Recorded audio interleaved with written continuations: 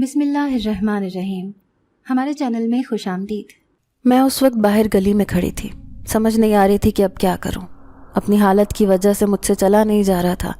میں اس وقت شدید کمزوری محسوس کر رہی تھی، لیکن میرے سسرال والوں کو مجھ پر رحم نہیں آیا۔ مجھے اسی حالت میں گھر سے نکال باہر کیا۔ پریشانی کے عالم میں چل تو پڑی، لیکن سمجھ نہیں آ رہی تھی کہ اب میں کیا کروں۔ میں اپنے میکے بھی واپس نہیں جانا چاہتی تھی، کیونکہ مجھے معلوم تھا کہ وہاں پر جا کر میرے ساتھ کیا سلوک ہوگا۔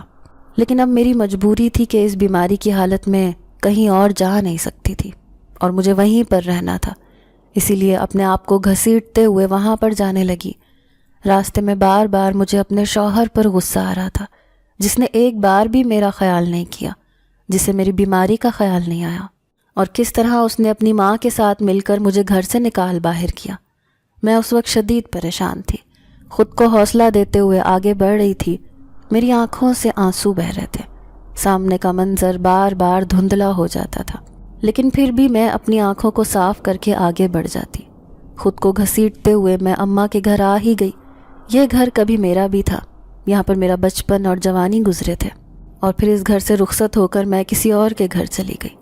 لیکن اب جب یہاں پر آتی ہوں تو یہ گھر پرایا لگتا ہے، کیونکہ اب اس گھر کے مکین کوئی اور ہے۔ دروازہ کھلا ہوا تھا، میں ویسے ہی اندر آ گئی۔ سامنے بھابھی اپنے دونوں بچوں کو لے کر بیٹھی ہوئی تھیں، انہیں کھانا کھلا رہی تھیں، جبکہ بھائی مجھے ارد گرد کہیں نظر نہیں آیا۔ وہ نہ جانے کہاں پر تھا، ورنہ اس وقت تو وہ گھر پر ہی ہوتا ہے۔ میں جیسے ہی اندر آئی تو بھابھی کی نظریں میری طرف اٹھی۔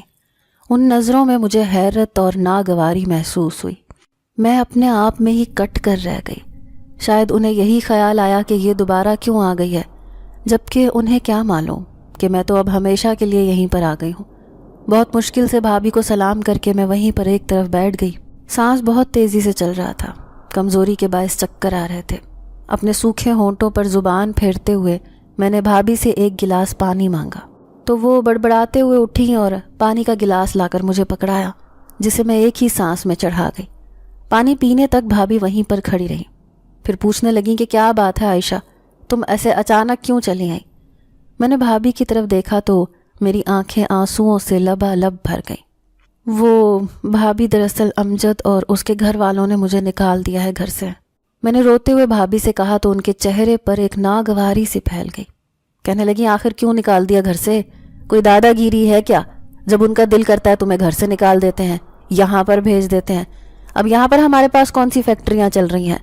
تمہارا بھائی بمشکل چند ہزار کماتا ہے، اور میں کس طرح اس میں سے سارا مہینہ کھینچ تان کر گزارا کرتی ہوں، تمہیں اچھی طرح معلوم بھی ہے۔ بھابھی تو ایک دم شروع ہو گئی۔ مجھے پہلے ہی اس بات کا اندازہ تھا، اسی لیے خاموشی سے بھابھی کی باتیں سنتی رہی۔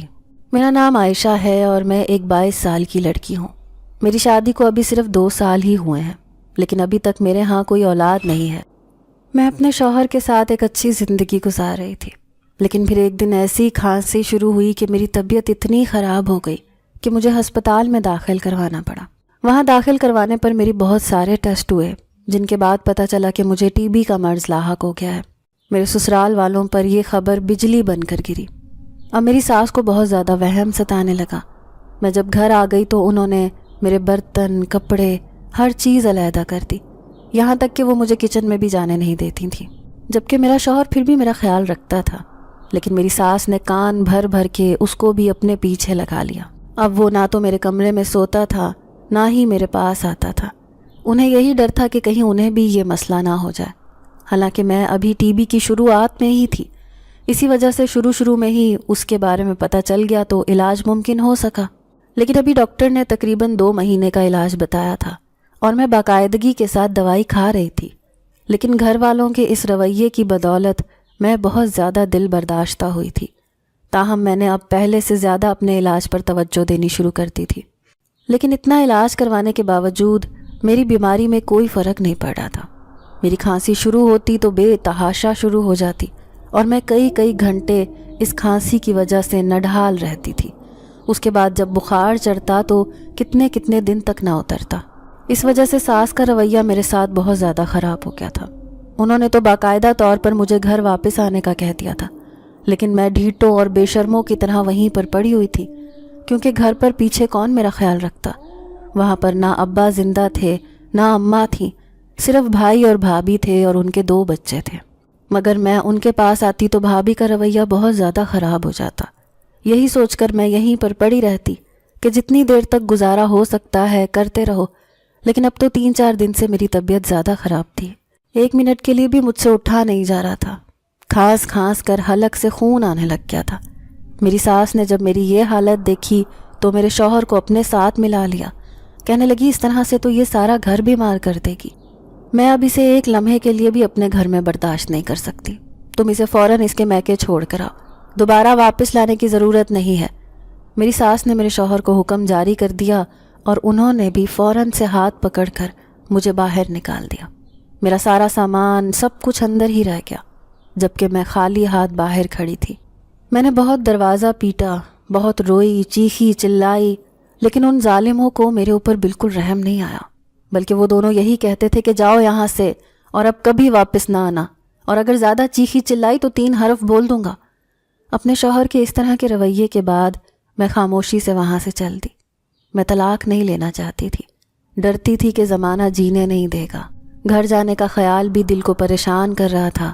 مجھے معلوم تھا کہ گھر پر بھی میرا استقبال اچھے طریقے سے نہیں ہوگا، اور وہی ہوا۔ میں جب گھر پہنچی اور بھابھی کو پتہ چلا کہ میں مستقل طور پر یہاں آ گئی ہوں تو ان کا رویہ بھی مجھ سے شدید خراب ہو گیا۔ وہ جہاں کہیں بھی مجھے دیکھتی زور زور سے بڑبڑانا شروع کر دیتی، بچوں کو میرے قریب نہیں رہنے دیتی تھی، کیونکہ ان کا خیال تھا کہ اس طرح ان کے بچے بھی بیمار ہو جائیں گے۔ جبکہ بھائی نے میری چارپائی باہر صحن میں ہی ایک طرف بچھا دی۔ اس کا کہنا تھا کہ اگر تم گھر کے اندر رہو گی تو پھر میرے گھر والے بھی بیمار ہو سکتے ہیں، اسی لیے اپنا وقت یہیں پر گزارو۔ بھائی کے اتنے برے سلوک کی وجہ سے میں خون کے آنسو رونے لگی۔ یہی وہ بھائی تھا جو بچپن میں میرے لاڈ اور نخرے اٹھاتا تھا۔ اماں ابا کی زندگی میں اس نے میرا اور میں نے اس کا بہت خیال رکھا۔ ہم 2 ہی تو بہن بھائی تھے، ہم نے ایک دوسرے کو دوست بنایا تھا۔ لیکن وقت کے ساتھ ساتھ اماں ابا رخصت ہو گئے، بھائی کی شادی ہو گئی اور اب بھائی پرایا لگنے لگ گیا تھا۔ وہ بھی بھابھی کی زبان بولتا تھا۔ مجھے بہت دکھ ہوتا، میں چاہتی تھی کہ وہ میرے ساتھ پہلے جیسا سلوک کرے، لیکن وہ تو ایسا بدلا جیسے میں اس کی بہن تھی ہی نہیں۔ مانا کہ گھر میں غربت تھی، مانا کہ گزارا کرنا مشکل تھا، اتنی مہنگائی کے دور میں اتنے افراد کا پورا کرنا مشکل تھا، لیکن میرا بھائی مجھ سے 2 لفظ محبت کے تو بول سکتا تھا، مجھ سے ہمدردی کا اظہار تو کر سکتا تھا، مجھے تسلی تو دے سکتا تھا، لیکن اس نے ایسا کچھ نہیں کیا۔ میرے پاس تو دوا کے لیے بھی 1 روپیہ تک نہ تھا، اور جو میری دوائی تھی وہ ویسے ہی وہیں پر رہ گئی تھی۔ میں اب اسی طرح بیماری کی حالت میں وہاں پر لیٹی رہتی تھی۔ بھابھی کا دل کرتا تو مجھے کچھ کھانے کو دے دیتی، ورنہ وہ اتنا بھی نہ کرتی۔ مجھے ان کے باورچی خانے میں جانے کی اجازت نہیں تھی، اسی لیے میں وہاں پر بیٹھ کر بھابھی کا انتظار کرتی رہتی کہ کب وہ مجھے کھانا دے اور میں کھا سکوں۔ بیماری کی حالت میں کمزوری زیادہ ہو گئی تھی، مجھ سے 1 قدم بھی اٹھانا مشکل ہو رہا تھا۔ اس وقت میرے لیے دوا بہت ضروری تھی، لیکن سمجھ نہیں آ رہی تھی کہ کہاں سے لے کر آؤں۔ اپنی بے بسی پر آنکھوں میں آنسو آ جاتے تھے اور میں روتی رہتی تھی۔ ایک دن اسی طرح طبیعت خرابی کی وجہ سے گھبرا کر گھر سے باہر آ گئی، باہر گلی میں آ کر تھڑے پر بیٹھ گئی۔ اندر دل بہت گھبرا رہا تھا، بار بار الٹی آنے کی ہو رہی تھی۔ یہی وجہ تھی کہ میں باہر آ کر بیٹھ گئی۔ سانس کھینچ رہا تھا، اتنے میں میرے قریب محلے کی خالہ بلقیس چلی آئیں۔ خالہ بلقیس کسی زمانے میں اماں کی بہت اچھی دوست ہوا کرتی تھیں۔ اماں کے ساتھ ان کے بہت سادہ راز و نیاز چلتے تھے۔ انہوں نے جب میری یہ حالت دیکھی تو بہت پریشان ہوئی، کہنے لگی بیٹا تو نے اپنا کیا حال کر لیا، اپنا آپ کیسے رول لیا، رنگ دیکھ کیسے زرد پڑ گیا ہے۔ خالہ بلقیس ہاتھ مل کر افسوس کا اظہار کرنے لگی، جبکہ میں پھیکی سی ہنسی ہنستی۔ انہیں کہا خالہ میں کیا کروں، میری طبیعت ٹھیک نہیں ہے، جب سے یہ ٹی بی ہوئی ہے تب سے نہ تو بھائی بھابھی کو میرا کوئی خیال ہے، نہ ہی میرے سسرال والوں نے مجھے رکھا ہے، انہوں نے مجھے گھر سے باہر نکال دیا ہے۔ میں نے روتے ہوئے خالہ سے کہا تو وہ مجھے تسلی دیتے ہوئے چلی گئیں، لیکن مجھے تو پھر بھی اپنے لیے کسی دوا کا بندوبست کرنا تھا۔ میں اس طرح گھٹ گھٹ کر نہیں مر سکتی تھی، اس لیے ہمت کرتی ہوئی اٹھی اور اپنے گاؤں کی ڈسپینسری کی طرف چل دی۔ میرا خیال تھا کہ وہاں سے کوئی دوا لے لوں گی، شاید کچھ فرق پڑ جائے، لیکن وہاں پہنچنے سے پہلے ہی مجھے راستے میں ایک دواخانہ نظر آیا۔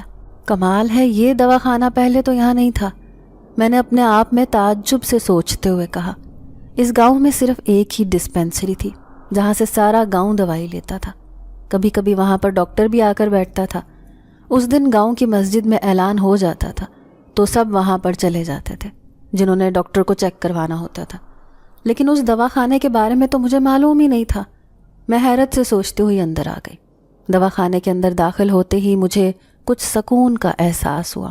ایسا لگ رہا تھا جیسے سکون کی شعاعیں نکل کر میرے جسم میں داخل ہو رہی ہیں۔ اندر آتے ہی میری طبیعت بہت سنبھل گئی تھی۔ میں نے حیرانی سے اپنے آپ کو دیکھا، سوچنے لگی عائشہ، جس دواخانے میں داخل ہوتے ہی تجھے اتنا سکون ملا ہے تو پھر اس کی دوائی تجھ پر کتنا اثر کرے گی۔ میں فوراً سے آگے بڑھی۔ سامنے ایک خوبصورت سا جوان بیٹھا ہوا تھا۔ اس نے سفید رنگ کا لباس پہنا تھا، سر پر ٹوپی رکھی ہوئی تھی، جبکہ اس کی ہلکی ہلکی داڑھی اس کے اوپر خوب سج رہی تھی۔ دواخانے میں اس وقت میرے علاوہ اور کوئی مریض نہیں تھا۔ میرے لیے یہ بات بھی حیران کن تھی، لیکن پھر سوچا کہ شاید ابھی مریضوں کے آنے کا وقت نہیں ہوگا، میں بے وقت چلی آئی ہوں۔ لیکن میں جیسے ہی اس نوجوان کے پاس پہنچی، اسے سلام کر کے اپنی دوائی کے بارے میں پوچھا کہ مجھے یہاں سے دوائی لینی ہے، اس کے اوقات کار کیا ہیں؟ تو کہنے لگا کہ آپ ابھی اپنا مرض بتا کر دوائی لے سکتی ہیں، اس کے کوئی مخصوص اوقات کار نہیں ہے، آپ جب آنا چاہیں آپ کو دوائی مل جائے گی۔ اس نوجوان نے بڑی نرمی سے مجھے کہا، تو میں نے فوراً اسے اپنی بیماری کے بارے میں بتایا۔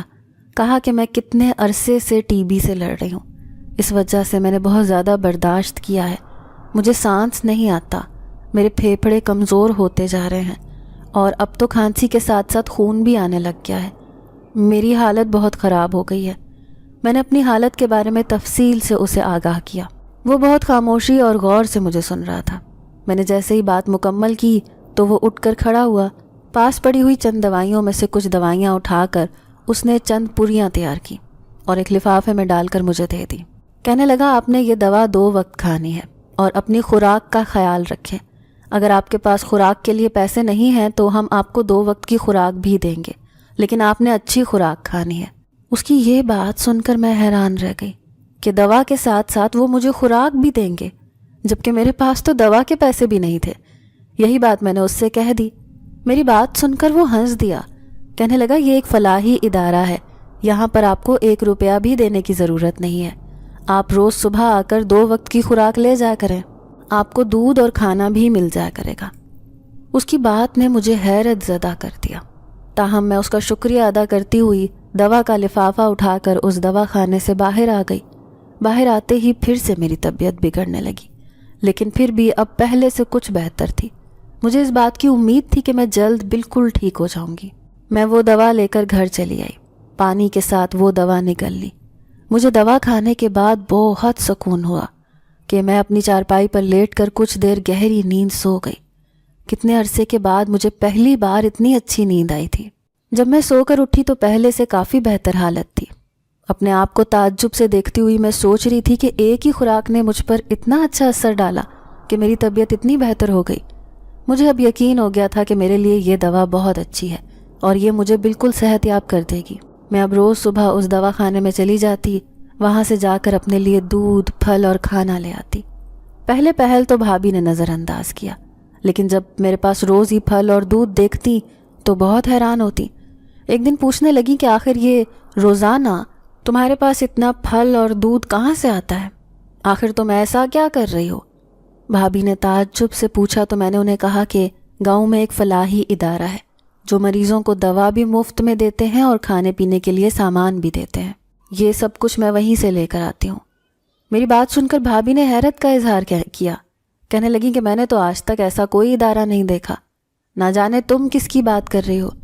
جبکہ میں نے بھابھی کو بتایا کہ ڈسپینسری کے راستے میں وہ فلاحی ادارہ بنا ہوا ہے۔ مجھے خود اس کے بارے میں پہلے معلوم نہیں تھا، لیکن اس دن جب میں ڈسپینسری سے دوا لینے جا رہی تھی تب مجھے راستے میں وہ نظر آیا۔ تاہم بھابھی کا چہرہ ایسے تھا جیسے انہوں نے میری بات پر یقین نہیں کیا۔ میں انہیں نظر انداز کر کے اپنے علاج کی طرف توجہ دے رہی تھی، کیونکہ میں صحت مند ہو کر واپس سسرال جانا چاہتی تھی۔ یہاں پر بھابھی کے گھر پر تو 2-4 دن تو رکا جا سکتا تھا، لیکن مستقل طور پر میں یہاں نہیں رہ سکتی تھی۔ اس علاج سے میرے اوپر کافی فرق لگ رہا تھا، میں پہلے سے کافی بہتر ہو رہی تھی، دوا کے ساتھ ساتھ خوراک بھی مل رہی تھی، تو میری حالت پہلے سے سنبھلتی جا رہی تھی۔ یہ بھابھی کو بتانے کے 2 دن بعد کی بات ہے، جب بھابھی غصے سے میرے قریب آئیں۔ مجھے کہنے لگی تم مجھ سے جھوٹ بول رہی ہو، وہاں پر ایسا کوئی فلاحی ادارہ نہیں ہے. اگر تم بتانا نہیں چاہتی تھیں تو صاف صاف منع کر دیتی. اس طرح جھوٹ بولنے کی کیا ضرورت تھی؟ بھابھی نے مجھے بے نقط سنا ڈالی، جبکہ میں حیرت سے ان کا چہرہ دیکھتی رہ گئی. بھابھی ایسا کچھ بھی نہیں ہے، میں نے آپ کو جھوٹ نہیں بتایا، وہ سب سچ تھا. وہاں پر وہ ادارہ ہے اور میں وہیں سے دوا لے کر آتی ہوں. لیکن بھابھی کو میری بات پر یقین نہیں آیا. ان کا یہی کہنا تھا کہ وہاں پر ایسا کوئی ادارہ نہیں ہے اور میں نے ان سے جھوٹ بولا ہے. میں اس الزام پر سر پکڑ کر بیٹھ گئی. حالانکہ کہہ تو میں سچ ہی رہی تھی، لیکن نہ جانے کیوں بھابھی کو وہ جھوٹ لگ رہا تھا. تاہم جب بھابھی نہیں مانی تو میں نے بھابھی سے اتنا ہی کہا کہ ٹھیک ہے، اب جب کل میں وہاں سے اپنے لیے پھل اور دوا لینے جاؤں گی تو آپ بھی میرے ساتھ چلیے گا، پھر آپ کو خود ہی معلوم ہو جائے گا کہ میں سچ کہہ رہی ہوں. میں نے بھابھی سے کہا تو ان کے چہرے پر سوچ کی لکیریں پھیل گئیں. کہنے لگی ٹھیک ہے، پھر میں کل تمہارے ساتھ ہی چلوں گی اور دیکھ لوں گی کہ آخر ایسا کون سا دواخانہ ہے جو تمہیں اتنا نواز رہا ہے. بھابھی کے لہجے میں طنز کی کاٹ تھی. تاہم میں تو اپنی جگہ پر سچی تھی، اس لیے میں نے بھابھی کو کوئی جواب نہیں دیا اور خاموش ہو گئی. اگلے دن صبح جب میں دوا لینے کے لیے جانے لگی تو بھابھی بھی چادر اوڑھ کر میرے ساتھ ہی باہر نکل آئیں. ہم دونوں ڈسپینسری والے راستے کی طرف چل پڑے. تو پھر ایک جگہ پر رک کر میں نے بھابھی سے کہا کہ یہ دیکھیں، یہ سامنے ہی وہ دواخانہ ہے. جبکہ بھابھی حیرت سے میری شکل دیکھنے لگی، جیسے میرا دماغ چل گیا ہو. کہنے لگی تمہیں سامنے دواخانہ دکھائی دے رہا ہے؟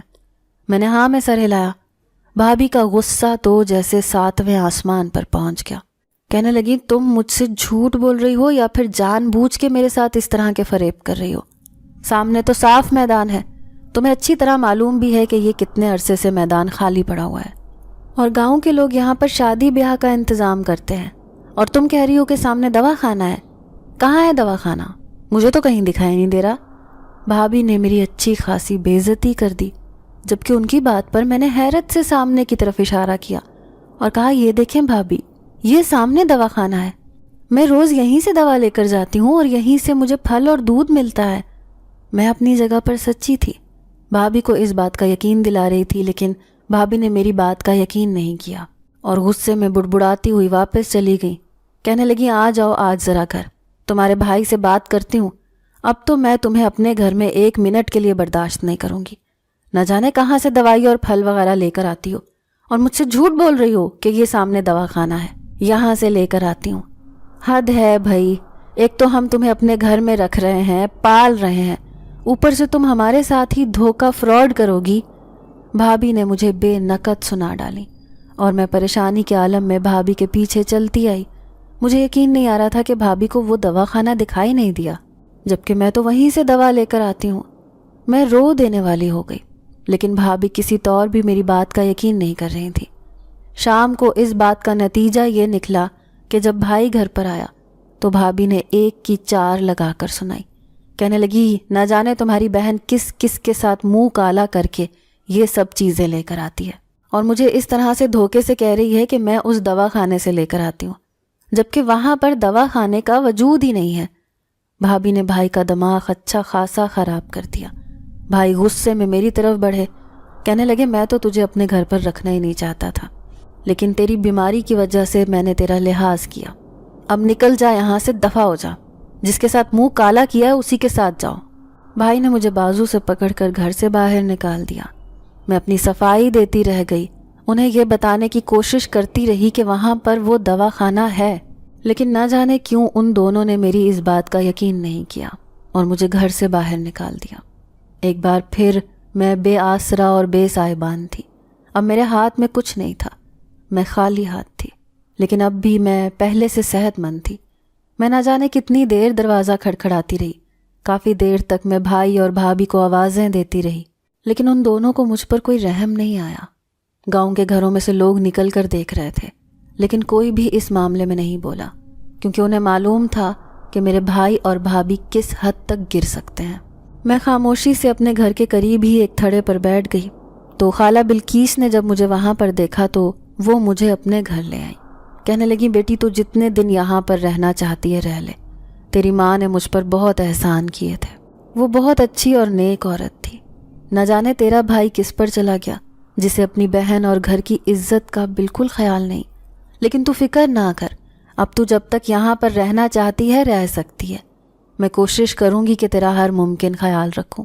خالہ بلقیس نے مجھے حوصلہ دیتے ہوئے کہا تو میں جیسے دل سے ان کی ممنون ہو گئی۔ فوراً بڑھ کر انہیں اپنے گلے سے لگا لیا اور رونے لگی۔ خالہ بلقیس مجھے تھپکی دیتے ہوئے دلاسے دینے لگی۔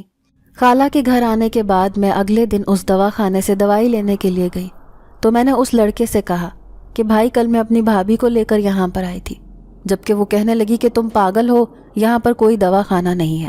انہیں یہ دواخانہ دکھائی ہی نہیں دیا اور الٹا انہوں نے میری بات کا یقین بھی نہیں کیا۔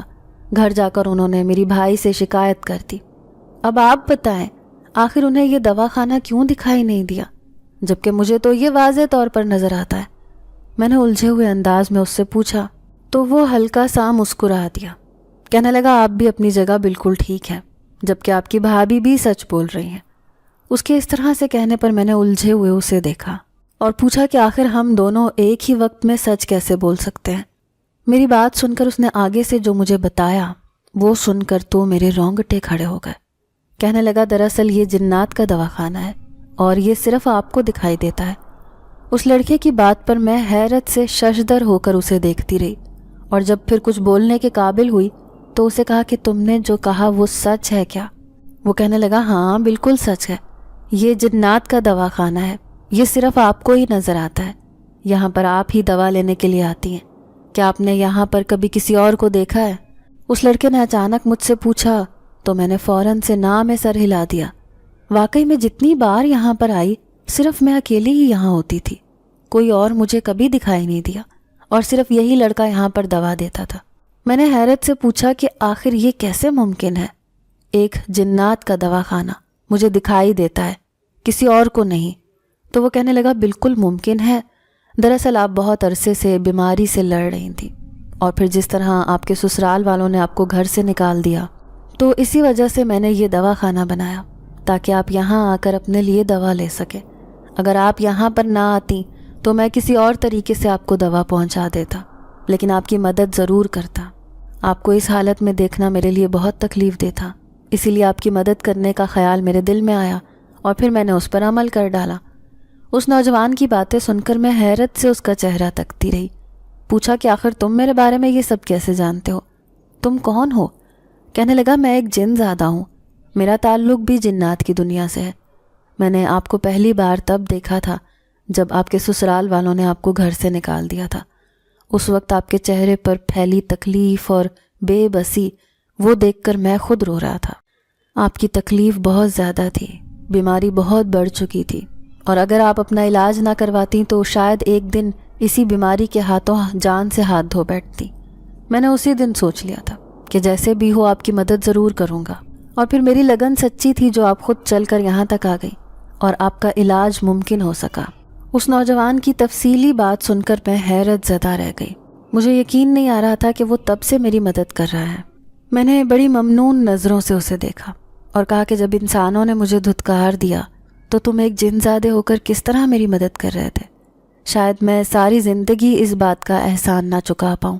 تمہاری بدولت آج میں کافی حد تک صحت یاب ہوں اور مجھے یقین ہے کہ ایک دن میں مکمل صحت یاب ہو جاؤں گی۔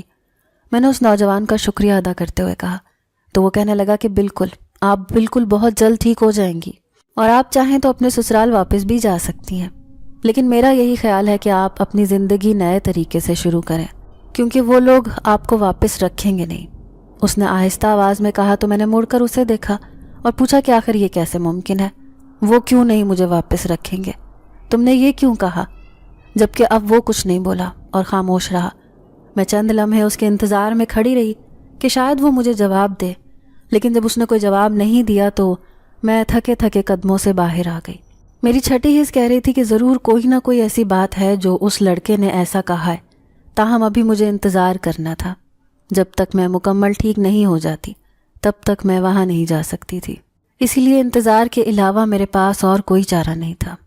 اس دواخانے کی دوا کھاتے ہوئے مجھے 3 ماہ ہو چکے تھے اور اس لڑکے کے مطابق مجھے ابھی 1-2 ماہ اور دوا کھانی چاہیے۔ میں جانتی تھی کہ میری بیماری جس نوعیت کی ہے اسے سنبھلنے میں وقت لگے گا، اور اس دوا کے کھانے سے تو میں پہلے سے بہت زیادہ بہتر ہو گئی تھی۔ خالہ بلقیس کے گھر رہتے ہوئے اب مجھے 1 مہینہ ہونے والا تھا۔ بھائی اور بھابھی ایک بار بھی میرے پیچھے نہیں آئے۔ میں جتنا افسوس کرتی اتنا کم تھا۔ ان لوگوں کا تو جیسے خون سفید ہو گیا تھا۔ انہوں نے ایک بار بھی مجھے گھر واپس نہیں بلایا، بلکہ میرے سامنے آنے پر وہ لوگ منہ موڑ لیتے۔ میں خالہ بلقیس کے آگے رو دیتی تو وہ مجھے تسلی اور دلاسا دیتی رہتی۔ ان کا یہی کہنا تھا کہ تم حوصلہ رکھو، جب تم صحت یاب ہو جاؤ گی، سسرال چلی جاؤ گی تو یہ لوگ خود ہی ٹھیک ہو جائیں گے۔ لیکن مجھے ان سے یہ امید نہیں تھی، اسی لیے خالہ کی باتوں پر میں خاموش رہتی اور سوچتی کہ نہ جانے زندگی میں ابھی اور کتنے دکھ دیکھنے باقی ہیں۔ شوہر نے پلٹ کر خبر نہیں لی، ساس نے ایک بار میرا نہیں سوچا، بھائی بیگانہ نکلا اور بھابھی ظالم۔ نہ جانے زندگی کے اور کتنے رنگ ابھی دیکھنے باقی تھے۔ تاہم میں اس دوا خانے سے باقاعدگی سے دوا لے کر کھاتی رہی۔ میں اس لڑکے کی بہت ممنون تھی جس نے مجھے مکمل صحت یاب کر دیا تھا۔ وہ میرے لیے وہاں پر دوا خانہ بنا کر بیٹھا ہوا تھا، صرف مجھے دوا، پھل اور خوراک مہیا کرتا تھا۔ میں روز جاتی، اس کا شکریہ ادا کرتی، جبکہ وہ شرمندہ سا ہو کر مجھے ہر روز منع کرتا۔ لیکن میں کیا کرتی؟ جب میرے اپنے اتنے بیگانے نکلے تو ایک غیر نے آ کر کس طرح میرا ساتھ دیا، مجھے حوصلہ دیا، میرا علاج کیا۔ یہ بات میں کبھی فراموش نہیں کر سکتی تھی۔ تاہم اس لڑکے کی یہ بات میرے دماغ میں گردش کرتی رہتی تھی کہ اب آپ کے سسرال والے آپ کو واپس گھر نہیں رکھیں گے۔ جب میں واپس آ کر اپنی نئی زندگی شروع کرنا چاہتی تھی، مجھے اپنے شوہر سے محبت تھی، حالانکہ ہماری مکمل ارینج میرج تھی، لیکن وہ شادی محبت میں کب تبدیل ہوئی مجھے اس بات کا اندازہ ہی نہیں ہوا۔ اماں چونکہ تب بہت بیمار تھیں تو انہیں امجد کا رشتہ سب سے بہترین لگا تھا۔ امجد نے بغیر کسی جہیز کے مجھے قبول کیا تھا، اسی لیے ان کی یہ بات میرے دل میں ان کی قدر بڑھا گئی تھی۔ شادی کے بعد امجد کا پیار اور محبت میرے لیے بہت زیادہ معنی رکھنے لگا۔ میں خود انہیں دل و جان سے چاہنے لگی تھی، لیکن میری اس بیماری نے میری چاہت بھری زندگی کا بیڑا غرق کر کے رکھ دیا۔ میں امجد کے ہاتھوں ذلیل ہو کر گھر سے نکال دی گئی اور اب کسی غیر کے گھر پر رہ رہی ہوں۔ اور پھر آخر کار آج 6 مہینوں کے بعد میں مکمل صحت مند تھی۔ اس دوا خانے سے 6 ماہ کی دوائی کھانے کے بعد اب میں پہلے سے مکمل صحت مند تھی۔ خوراک کھانے کے ساتھ میری صحت بھی اچھی ہو گئی تھی، اور میں نے اب آج اس لڑکے کو خوشی خوشی یہ بات کہی تھی کہ میں کل اپنے سسرال چلی جاؤں گی، اپنے شوہر سے مل لوں گی اور اب میں وہیں پر رہوں گی۔ میری بات سن کر وہ خاموش ہو گیا، کچھ نہیں بولا۔ اس کی خاموشی مجھے اچھی تو نہیں لگی، لیکن میں نے اس سے کچھ پوچھا نہیں۔ گھر آ کر خوشی خوشی تیاری کرنے لگی۔ خالہ بلقیس نے جب مجھے اس طرح خوش دیکھا تو پوچھنے لگی۔ جب میں نے انہیں اپنی خوشی کی وجہ بتائی تو وہ بھی مجھے بہت دعائیں دینے لگی۔ میں خالہ بلقیس کی دل سے شکر گزار تھی، جنہوں نے اتنے مشکل وقت میں میرا ساتھ دیا، میرا اتنا خیال رکھا۔ اگلے دن میں امجد کے گھر چلی آئی۔ میرا خیال تھا کہ اتنے عرصے کے بعد مجھے سامنے دیکھ کر وہ بہت زیادہ حیرت زدہ ہوگا، خوش ہوگا، لیکن یہ اندازہ نہیں تھا کہ مجھے سامنے دیکھ کر اس کا موڈ ہی خراب ہو جائے گا اور وہ مجھے اندر بھی نہیں آنے دے گا۔ اس نے جب مجھے سامنے دیکھا تو کہنے لگا، تم یہاں پر کیا کرنے آئی ہو، جبکہ تمہیں اچھی طرح معلوم ہے کہ میں نے تمہیں اپنے گھر آنے نہیں دینا۔ میں نے اس کے رویے کو نظر انداز کرتے ہوئے اسے کہا، امجد، میں اب مکمل صحت مند ہو گئی ہوں، میں نے اپنا علاج کروایا ہے، میں اب بالکل ٹھیک ہوں۔ میں نے خوشی خوشی امجد کو بتایا، کیونکہ مجھے لگ رہا تھا کہ شاید وہ اسی وجہ سے مجھے اندر نہیں آنے دے رہا، لیکن میری اس بات کا اس پر کوئی اثر نہیں ہوا۔ کہنے لگا کہ جب میں نے تمہیں پہلے منع کر دیا تھا کہ وہ تم یہاں پر واپس مت آنا، تو پھر تم کیوں آئی ہو؟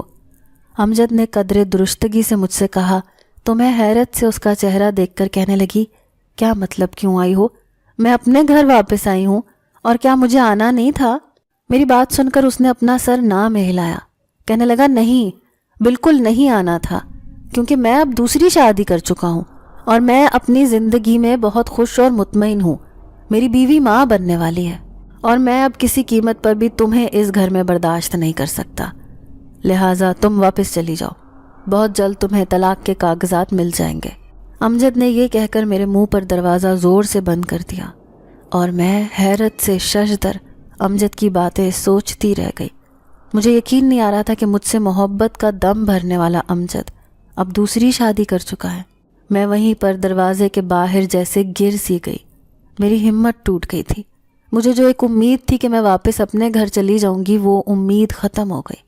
امجد نے تو مجھے اندر بھی نہیں آنے دیا، دروازے سے ہی مجھے دھتکار دیا۔ مجھ سے تو یہ بات برداشت ہی نہیں ہو رہی تھی۔ مجھے اب خیال آیا کہ آخر وہ لڑکا ایسے کیوں کہہ رہا تھا، اس کا مطلب ہے کہ اسے پہلے سے یہ بات معلوم تھی کہ امجد دوسری شادی کر چکا ہے، لیکن اس نے میری دل آزاری کے خیال سے مجھے یہ بات نہیں بتائی۔ لیکن اب جو میں یہاں پر آ کر اتنی دل برداشتہ ہوئی اور ٹوٹ گئی، اس کا ذمہ دار کون تھا؟ روتے روتے میں اسی طرح اٹھی اور وہاں سے واپس خالہ بلقیس کی طرف چل دی۔ خالہ نے جو مجھے یوں ٹوٹے ہارے واپس آتے دیکھا تو انہوں نے مجھ سے کچھ پوچھنے کی ضرورت ہی نہیں سمجھی۔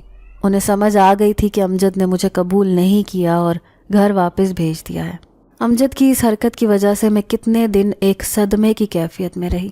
مجھے یقین ہی نہیں آ رہا تھا کہ وہ شخص اتنی آسانی سے میری محبت کو بھلا کر کسی اور کو جگہ دے دے گا۔ میں کتنے دن شوق کے عالم میں رہی۔ خالہ بلقیس نے مجھے بہت حوصلہ دیا، ہمت دی۔ وہ مجھے گاہے بگاہے سمجھاتی بھی رہتی، لیکن میرا دل تو جیسے ٹوٹ سا گیا تھا اور مجھے جینے کی کوئی آس نہیں رہی تھی۔ تاہم کچھ عرصے کے بعد میں کافی سنبھل گئی تھی۔ پھر ایک دن خیال آیا کہ اسی دواخانے جاتی ہوں اور اس لڑکے سے معلوم تو کروں کہ آخر اسے امجد کی شادی کے بارے میں کیسے پتہ چلا۔ یہی سوچ کر میں دواخانے چلی گئی اور وہ تو جیسے میرا ہی منتظر تھا، مجھے دیکھ کر کھل سا اٹھا۔ کہنے لگا میں کافی دنوں سے آپ کا انتظار کر رہا تھا، مجھے امید تھی کہ آپ ضرور آئیں گی۔ اس نے کہا تو میں نے حیرت سے اس کی طرف دیکھا تو کہنے لگا میں جانتا ہوں کہ امجد کی شادی کی وجہ سے آپ کو بہت زیادہ دکھ ہوا ہے، آپ کی ہمت ٹوٹ گئی ہے، لیکن آپ بھی ایک ایسے شخص کی وجہ سے اپنی زندگی خراب مت کریں۔ اگر اس نے اپنا راستہ بدل لیا ہے تو آپ بھی اپنا راستہ بدل دیں اور اپنے لیے نئے راستے تلاش کریں۔ اس لڑکے نے مجھے جیسے ہمت دلاتے ہوئے کہا، جبکہ میں بے بسی سے اسے دیکھتی رہی۔ پھر یہی کہا کہ میرے لیے یہ ممکن نہیں ہے، میں بالکل فالتو ہوں، کسی کام کی نہیں ہوں، میرا بھائی مجھے رکھنے کو تیار نہیں، شوہر نے گھر سے نکال دیا، میری صحت بھی میرے کسی کام کی نہیں، میں کیا کروں؟ میں بے بسی سے وہیں پر بیٹھ کر پھوٹ پھوٹ کر رونے لگی، جبکہ وہ پہلے تو کھڑا مجھے دیکھتا رہا، پھر میرے قریب چلا آیا۔ میں ایک دم ڈر گئی اور پیچھے ہٹ گئی۔ کہنے لگا ڈرو مت، میں تمہیں ڈرانے نہیں حوصلہ دینے کے لیے آیا ہوں، تم فکر مت کرو، تمہارے لیے میں ضرور کچھ نہ کچھ کروں گا، میں تمہیں اس طرح بے یار و مددگار نہیں چھوڑ سکتا۔ اس نے مجھے ہمت دلاتے ہوئے کہا تو میں نے ایک دم سر اٹھا کر اسے دیکھا۔ بھیگی آنکھوں کے پار اس کا چہرہ وہاں سے دکھائی دے رہا تھا۔ میں نے حیرانی سے اس سے سوال کیا اور کہا کہ آخر تم کیوں میرے ساتھ کھڑے ہو جبکہ میرے اپنوں نے مجھے دھتکار دیا ہے؟ وہ مجھے اپنانے کو تیار نہیں، لیکن تم میرا ساتھ دے رہے ہو، آخر کیوں؟ میں نے الجھے انداز میں اس سے سوال کیا تو چند لمحے خاموشی کے بعد وہ کہنے لگا، دراصل اس کا بہت سادہ سا جواب ہے، میں تمہاری محبت میں مبتلا ہوں، تمہاری خاطر سب کچھ کر گزرنے کی ہمت رکھتا ہوں، اسی لیے تمہیں کہہ رہا ہوں کہ تم فکر مت کرو، جب تک میں یہاں ہوں ہر ممکن خیال رکھوں گا، تمہارا ہر طرح سے ساتھ دوں گا۔ اس کی بات نے میرے سارے وجود میں کرنٹ دوڑا دیا اور میں جیسے اس سے نظریں چراتی ہوئی وہاں سے اٹھ کر واپس خالہ بلقیس کے پاس چلی آئی۔ مجھے یقین نہیں آ رہا تھا کہ وہ جن زیادہ میری محبت میں مبتلا ہے اور اسی محبت کی وجہ سے وہ یہ سب کچھ کرنے پر مجبور ہے۔